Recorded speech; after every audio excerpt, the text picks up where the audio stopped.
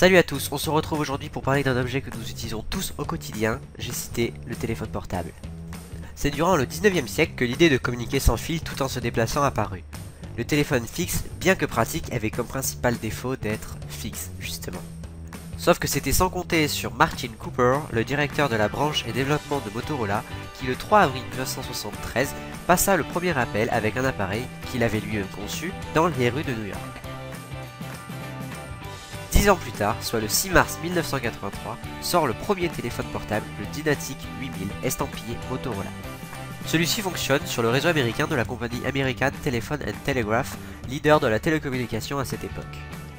L'objet faisait la bagatelle de 23 cm de long, et s'il vous plaît, sans compter l'antenne, et pesait un peu moins d'1 kg. Remarquez, cela avait certainement son avantage, en effet on ne devait pas rester bien longtemps au téléphone, sinon on chopait une crampe. D'autant plus que celui-ci ne pouvait tenir en communication seulement quelques 36 précieuses minutes. Précieuses, oui, car il fallait pas moins de 9 heures pour recharger cet appareil. Il était vendu à l'époque au prix de 3600 $, soit un peu moins de 10 000 $ actuels. C'était donc loin d'être accessible pour monsieur tout le monde. En France est lancé en 1991 par la compagnie France Télécom, le Bipop. Il est ce qu'on pourrait appeler le premier téléphone portable à fonctionner sur les territoires français. Enfin presque. Seulement à Lille, Strasbourg et Paris. En effet, celui-ci utilisait des bornes d'accès un peu à l'instar du Wi-Fi, qui n'avait pas plus de 300 mètres de portée. Ainsi à l'époque, il fallait marcher pas moins de 5 minutes dans Paris afin de trouver une borne pour pouvoir téléphoner avec son Bipop. Durant la deuxième partie des années 90, le téléphone portable se démocratise. En 2000 sort le mythique 3310 de Nokia. Ce téléphone réputé incassable est certainement l'un des mobiles les plus vendus de l'histoire de la téléphonie. Durant la première moitié des années 2000 se succèdent les téléphones à clapet, les sliders ou nos bonnes vieilles briques. Vous savez, ces téléphones qui étaient capables de tenir plusieurs jours sans avoir un chargeur. Mais ça, c'était jusqu'au 29 juin 2007, jour de lancement de l'iPhone aux USA. Apple ne tarde ainsi pas à devenir leader sur le marché de la téléphonie mobile, doublant ainsi Nokia qui avait toujours régné en maître. Avec l'iPhone, les smartphones ne sont plus réservés au monde professionnel et c'est monsieur tout le monde qui peut avoir accès à Internet via son téléphone. Quelques mois après, c'est Google qui dégaine Android. Plusieurs acteurs principaux du marché se joignent à l'aventure du petit bonhomme vert, j'ai cité Bugdroid. La guerre éclate alors entre Apple et les autres constructeurs, et particulièrement avec l'un d'entre eux qui grossit bien vite, j'ai cité Samsung. Dès 2011, l'entreprise coréenne dépasse la marque à la pomme. En 2013, les smartphones dépassent les téléphones portables basiques avec plus de 940 millions de ventes contre 960 millions. Rendez-vous compte le marché que représente la téléphonie mobile.